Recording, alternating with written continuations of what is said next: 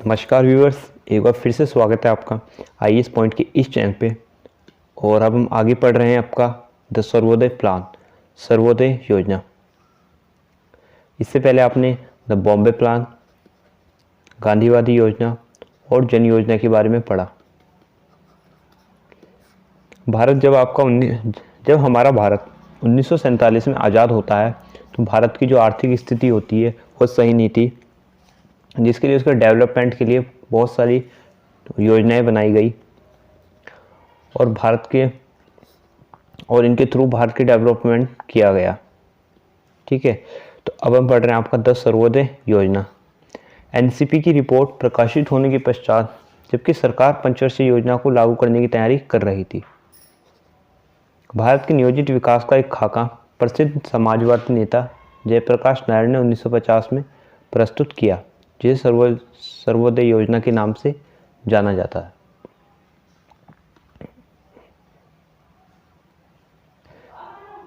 जब एनसीपी की रिपोर्ट प्रकाशित होती है, ठीक है, लेकिन सरकार पंचवर्षीय योजना को लागू करने की तैयारी कर रही है। आपने 5 ईयर प्लानिंग पढ़ा होगा, इसे हम अभी आगे पढ़ेंगे क्या था ये।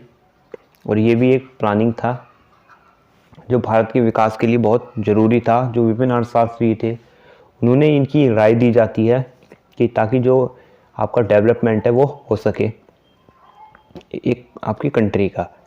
ठीक है, तो भारत का नियोजित विकास जो आपका प्लान डेवलपमेंट है उसका एक खाका प्रसिद्ध जो समाजवादी नेता थे जयप्रकाश नारायण,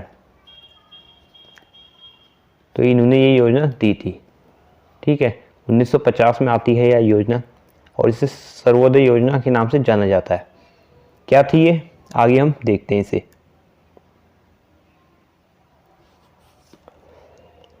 इस योजना की मूल प्रेरणा गांधीवादी पद्धति का सामुदायिक रचनात्मक कार्य तथा ट्रस्टीशिप थी। साथ ही सर्वोदय नेता विनोबा भावे की सर्वोदय का विचार भी इसमें सम्मिलित है। यहाँ पे ये बात की जा रही है बार बार सर्वोदय की। ठीक है, तो सर्वोदय का मतलब होता है सबका। अगर इस योजना के मैं मोटिव की बात करूं, ऑब्जेक्टिव की, माफ कीजिएगा, इसके उद्देश्यों की बात करूं मैं कि इसके उद्देश्य क्या थे, तो यहाँ पे था कि सबका विकास। ऐसा नहीं है जो अमीर लोग हैं केवल उन्हीं का डेवलपमेंट किया जाए, उन्हीं की इकोनॉमी जो कंडीशन है उनको उभारा जाए, ऐसा नहीं था। इनका मतलब था कि सबको साथ लेकर चलो आज। ठीक है, तो ये गांधी जी का जो पहले गांधीवादी पद्धति थी उसी से प्रेरित थी, क्योंकि गांधीवादी पद्धति में भी यही किया गया था कि ऐसा नहीं है आप जो अमीर लोग हैं उन्हीं पर ध्यान दे, जो गरीब है उस पर भी ध्यान देना चाहिए। आपको जीरो से ऊपर की ओर सबको लेकर चलना चाहिए। आपको गरीबों पर ध्यान देना चाहिए कि जो गरीब लोग हैं उनका भी विकास हो। ठीक है, तो इसी का जो सर्वोदय का मतलब होता है वो यही होता है कि सबका विकास होना चाहिए। ठीक है, ऐसा नहीं है कि सोसाइटी में अगर अमीर लोग हैं, ठीक है, तो उन्हीं के डेवलपमेंट पे ध्यान दिया जाए और जो आपका गरीब है वो भूखा ही रह जाए, भूखा ही मरे, ऐसा नहीं होना चाहिए। तो सबका विकास होना चाहिए। इस योजना का जो मोटिव था, उद्देश्य था, वो यही था। आगे हम पढ़ते हैं इसमें। इस योजना की मूल प्रेरणा गांधीवादी पद्धति का सामुदायिक रचनात्मक कार्य तथा ट्रस्टीशिप था। साथ ही सर्वोदय नेता विनोबा भावे की सर्वोदय का विचार भी इसमें समावेश था। इस योजना में 62 प्रमुख विचार गांधीवादी योजना से बहुत मिलते जुलते थे, जैसे कि कृषि आधारित लघु एवं कुटीर उद्योगों पर बल, आत्मनिर्भरता तथा विदेशी पूंजी तथा तकनीक पर प्राय नगण्य निर्भरता, भूमि सुधार, आत्मनिर्भर गांव तथा योजना को विकेंद्रित सहभागी प्रकार आदि।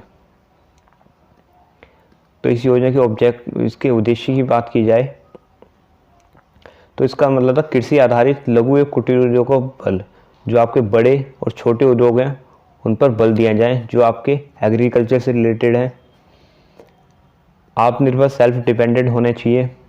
और विदेशी जो पूंजी है, ठीक है, आपकी जो फॉरेन करेंसी फॉरेन जो पैसा है और जो आपकी टेक्नोलॉजी है विदेशी, उन पे कम से कम निर्भरता, बिल्कुल आपकी जो निर्भरता है वो बिल्कुल 0 होनी चाहिए। आपका लैंड रिफॉर्म होना चाहिए, ठीक है, आत्मनिर्भर गांव होनी चाहिए और योजना को विकेंद्रीकृत सहभागी प्रकार आदि। तो ये सब इस योजना के वो थे, उद्देश्य थे।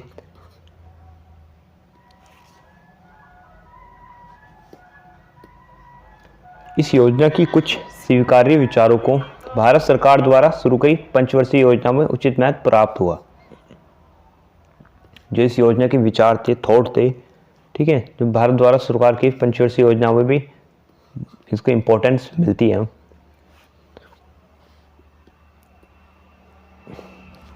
आगे हम इसमें पढ़ते हैं।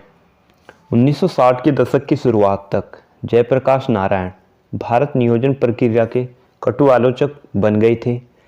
विशेषकर इसकी केंद्रीयकरण की बढ़ती प्रकृति तथा इसमें जन सहभागिता की अनुपस्थिति को लेकर वास्तव में लोकतांत्रिक विकेंद्रीकरण का विचार तत्कालीन स्थापित शक्ति संरचना, विधायक सांसदों, नौकरशाहों तथा राज्य स्तरीय राजनीतिक नेताओं को बिल्कुल रास नहीं आता था।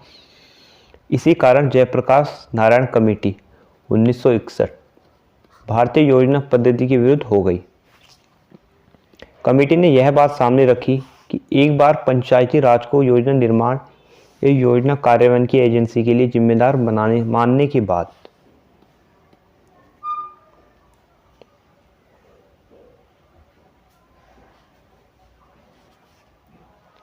विषयवार वैकल्पिक आवंटन को एक मार्गदर्शक के रूप में भी मानने का कोई वैध कारण नहीं रह जाता। कमेटी की विनम्र सुझावों की दरकिनार कर कई केंद्रीय योजनाएं जैसे लघु किसान विकास agency, small farmers development agency SFDA, सूखाग्रस्त क्षेत्र कार्यक्रम, drought from area programme DPAP, जनजातीय विकास कार्यक्रम, intensive tribal development programme IDTDB, सघन कृषि जिला कार्यक्रम, इंटेंसिव एग्रीकल्चर डिस्ट्रिक्ट प्रोग्राम आदि सरकार द्वारा शुरू की और इन्हें पंचायत विषय क्षेत्र के से बाहर रखा गया। ये कुछ केंद्रीय योजनाएं थी जो हमने पढ़ी, ठीक है।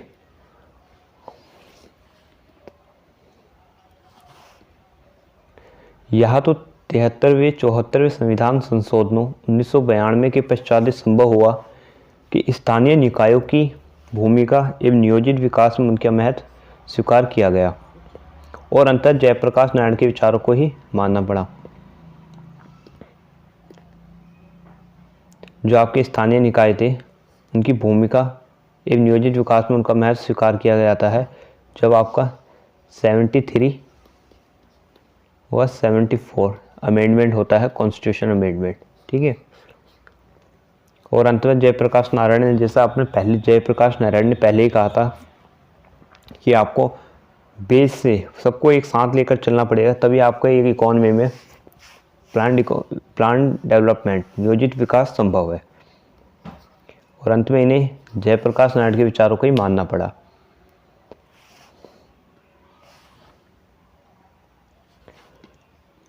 कुछ क्षेत्रवार report, some area wise reports, ये कुछ एरिया वाइज की रिपोर्ट्स हैं कि किसने कैसा परफॉर्म किया, जो योजनाएं आपकी निकलती हैं। 1940 के दशक तक भारत में नियोजित विकास की जरूरत को अधिकाधिक मान्यता मिल गई थी। लोकप्रिय जनमत के दबाव में भारत सरकार ने इस निजाम में कुछ नियोजित कार्रवाई शुरू करनी थी। 1940 के दशक में हम क्षेत्र विशेष रिपोर्ट प्रकाशित होते देखते हैं।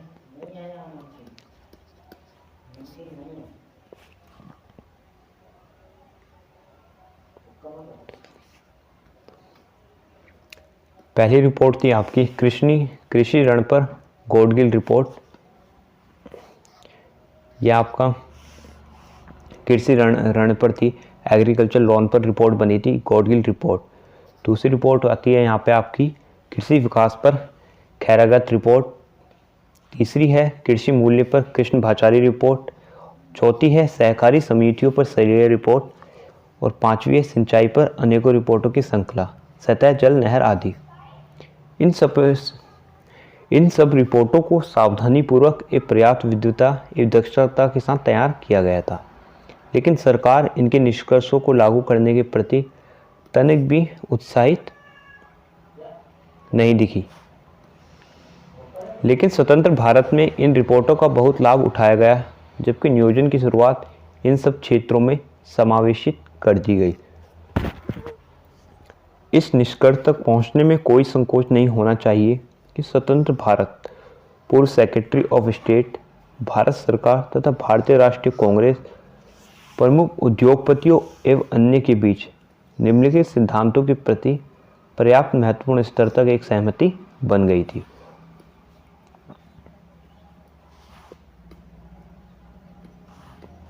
तो इसमें हम पहला पढ़ते हैं, एक केंद्रीय योजना निर्माण होना चाहिए जिसमें राज्य की एक सक्रिय भूमिका अदा करे, जिससे कि सामाजिक आर्थिक विकास हो तथा जीवन स्तर में एक तीव्र कदम उठाए जाए।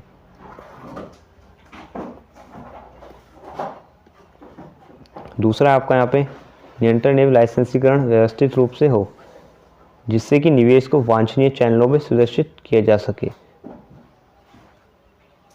तथा समतापूर्ण वितरण सुनिश्चित किया जा सके।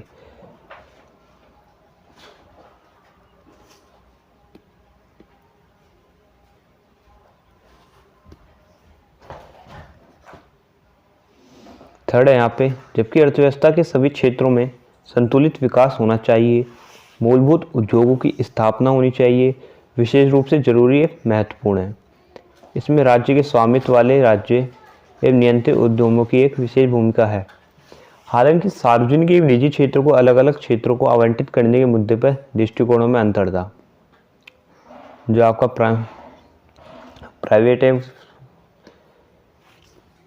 सोशल जो क्षेत्र थे उनको अलग अलग करने पर जो अलग अलग मुद्दे थे यहाँ पे, ठीक है।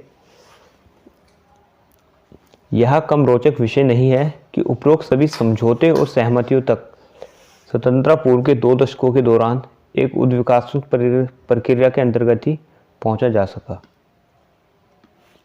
जबकि देश में नियोजित विकास की जरूरत पर लगातार चर्चा एवं कार्रवाई को अंजाम दिया गया। भारत सरकार द्वारा तैयार योजना, बॉम्बे प्लान एवं अन्य योजनाओं जिनकी ऊपर चर्चा की गई है, एनसीपी तथा सर्वोदय प्लान को छोड़कर,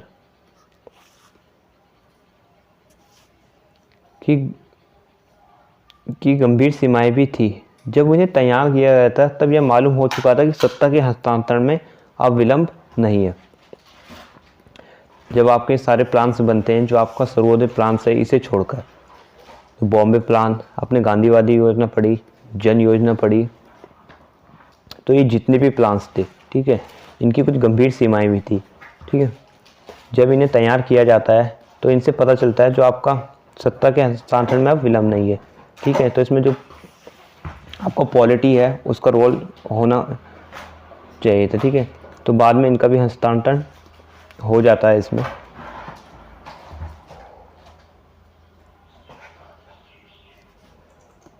लेकिन सरकार के स्वरूप में कोई जानकारी नहीं थी, ना अनुभव था। योजनाएं अधिकतर विशेषज्ञों के द्वारा तैयार की जाती थी और इनमें कोई आपसी समन्वय नहीं था। इनके पीछे कोई सामाजिक दर्शन भी नहीं था। स्वतंत्रता के आने तक वे अपर्याप्त सिद्ध हुई। हालांकि नियोजन तथा इसके तरीके पर जो चिंतन मनन हुआ वह भविष्य के लिए लाभकारी सिद्ध हुआ।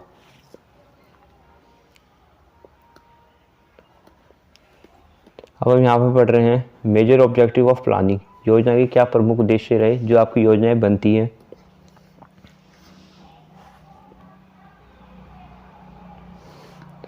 भारत में नियोजन आकांक्षाओं तथा भविष्य के सपनों को साकार करने का एक उपकरण था। हम जानते हैं कि भविष्य की भारत की नींव एक दिन में नहीं पड़ी। सपनों का भारत बनाने की प्रक्रिया समूचे स्वतंत्रता आंदोलन काल के दौरान चलती रही। इन आकांक्षाओं और लक्ष्यों को राष्ट्रीय योजना समिति एनपीसी की रिपोर्टों, संविधान सभा की चर्चाओं तथा संविधान में समुचित महत्व व स्थान मिला। स्वतंत्रता आंदोलन के उठन के दौर, साथ ही सोवियत संघ तथा फ्रांस की नियोजन शैलियों से प्रभाव ग्रहण कर भारत ने नियोजन के उद्देश्य की रूपरेखा निर्धारित की।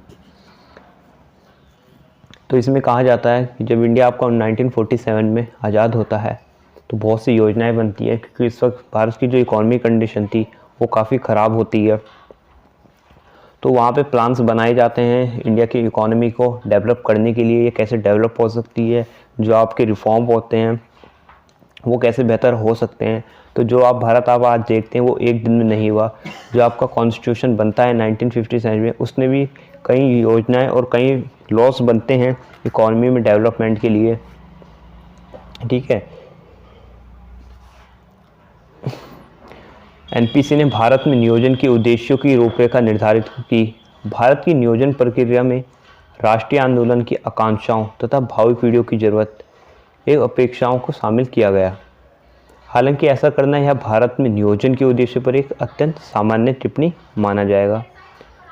हमें इस विषय में चर्चा आगे बढ़ाने के लिए भारत में नियोजन के विशिष्ट एवं वस्तुनिष्ठ लक्ष्य पर गौर करना होगा। नियोजन के विषय में चली चर्चाएं एवं कुछ ऐतिहासिक विमर्श इस दिशा में हमारा मार्गदर्शन कर सकते हैं।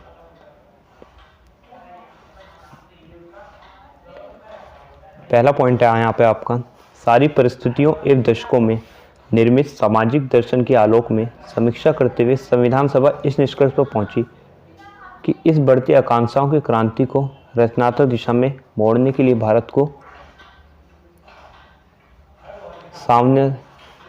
सावधानी से सुनियोजित दीर्घकालिक सामाजिक एवं आर्थिक विकास के लिए दृढ़ संकल्पित प्रयास करना चाहिए। साथ ही आधुनिक विज्ञान एवं प्रौद्योगिकी प्रगति का उपयोग कर जीवन स्तर में द्रुत एवं प्रशंसनीय सुधार करना चाहिए। इस प्रक्रिया में अधिकतम सामाजिक न्याय को सुलभ बनाना चाहिए। कुल मिलाकर यह भारत को एक कल्याण राज्य बनाने का अभियान था। इन महत्वपूर्ण चर्चाओं में न केवल देश में नियोजन की अनिवार्यता पैदा कर दी, बल्कि नियोजन के प्रमुख उद्देश्यों को भी निरांकित कर दिया। दूसरा पॉइंट है यहाँ पे, भारत में नियोजन के उद्देश्यों से संबंधित 3 महत्वपूर्ण विशेषताएं संवैधानिक प्रावधानों में जोड़ी गई कि आपके जो प्लानिंग्स ऑब्जेक्टिव्स हैं वो क्या हो। इनसे जो रिलेटेड 3 जो इम्पोर्टेंस विशेषताएं वो जो आपका है संवैधानिक प्रावधानों में जोड़ी जाती है। पहली है आपकी आर्थिक एवं सामाजिक नियोजन एक समवर्ती विषय है, ठीक है। जो आपका आर्थिक नियोजन है, इकोनॉमिक प्लानिंग, ये आपका समवर्ती विषय है। केंद्र, राज्य अथवा समवर्ती सूची इनके लिए विषयों का निर्धारण करते हैं। निर्धारण करते हुए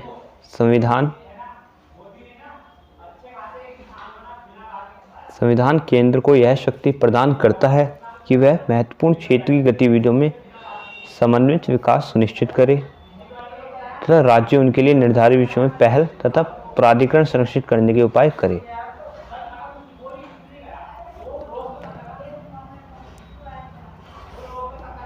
पी है यहाँ पे, संविधान में केंद्र तथा राज्यों के समूह के बीच स्वैच्छिक आधार पर सहयोग बढ़ाने, साझी हितों के विषयों पर विधायी प्रक्रियाओं एक प्रशासन में अनुसंधान करने और इस प्रकार संघीय संविधान अनुच्छेद 239, 252, 257, 258, 258A तथा 312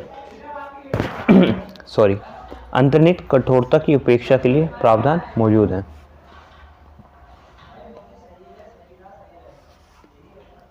सी कथन है यहाँ पे आपका, संविधान कल्याण राज्य के स्वरूप के अलावा उन मौलिक सिद्धांतों के स्वरूप को भी रेखांकित करता है जिन पर वह आधारित होना चाहिए। जो कॉन्स्टिट्यूशन है वो आपका वो स्टेट का ही जो स्वरूप है उसको ही वो नहीं करता, वो उन मौलिक सिद्धांतों के स्वरूप को भी रेखांकित करता है जिन पर वह आधारित होना चाहिए, ठीक है।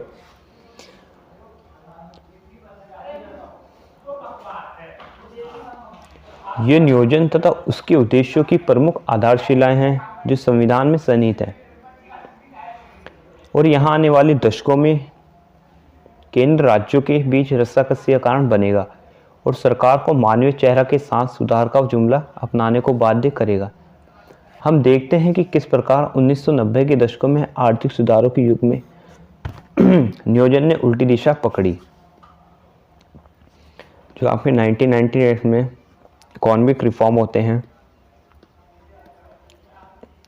उन्होंने कैसी उल्टी दिशा पकड़ी ये भी हम देखते हैं।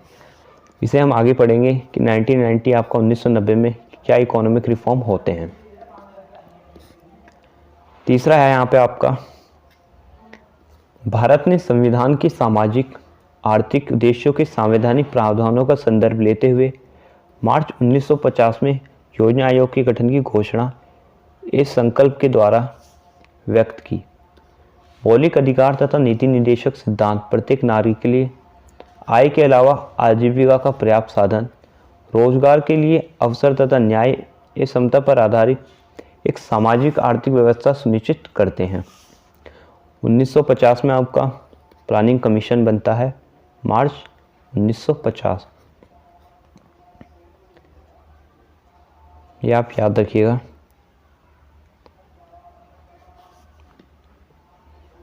प्रत्येक नागरिक के लिए आय के अलावा आजीविका का पर्याप्त साधन होना चाहिए, रोजगार के लिए अवसर तथा न्याय एवं समता पर आधारित एक सामाजिक आर्थिक व्यवस्था सुनिश्चित करते हैं। इस प्रकार नियोजन के मूलभूत उद्देश्य भारत के संविधान के प्रावधानों में ही उल्लिखित है। जो नियोजन के ऑब्जेक्टिव्स हैं मूलभूत, वो आपके संविधान के प्रावधानों में कहीं ना कहीं उल्लेखित हैं। इसका जो उल्लेख है वह पहली पंचवर्षीय योजना जो आई थी आपकी 1951 में, और ये चलती है आपकी 1956 में। आपका 5 ईयर प्लानिंग होती हैं। ये क्या होता है, ये 1951 में आती हैं और हर जो प्लानिंग बनती है वो आपकी 5 साल के लिए बनती है। जैसे 1951 से 1956। फिर आपकी जो सेकंड आती है वो 1956 से 1951। तो ऐसी आपकी 12 प्लानिंग्स बनती हैं। बाद में आपका ये ख़त्म हो जाती हैं, और अगर प्रेजेंट टाइम में बात करें तो इसकी जगह नीति आयोग चलता है। तो इसे हम आगे पढ़ेंगे।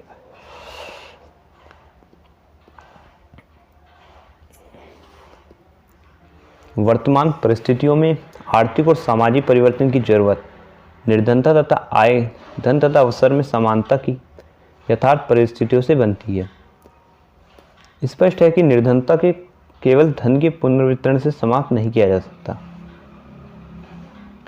ना ही उत्पादन बढ़ाने को लक्षित कोई एक कार्यक्रम वर्तमान असमानताओं को दूर कर सकता है। इन दोनों पर एक साथ विचार करना होगा। जो आपका निर्धनता है वो केवल धन के पुनर्वितरण से समाप्त नहीं किया जा सकता निर्धनता को, और ना ही जो आपका प्रोडक्शन है, उत्पादन है, लक्षित कोई एक कार्यक्रम वर्तमान असमानताओं को दूर कर सकता है। ये जो दोनों आपके क्वेश्चंस हैं या समस्याएं हैं, इन दोनों पर आपको एक साथ विचार करना होगा।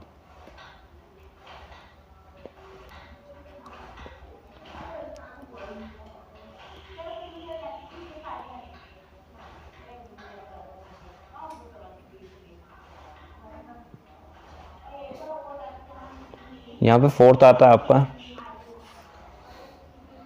नियोजन के उपरोक्त उद्देश्य किसी न किसी रूप में आने वाले समय में भी प्रमुखता पाते हैं, जैसा कि हमारी दूसरी पंचवर्षीय योजना 1956 से 1961 कहती है।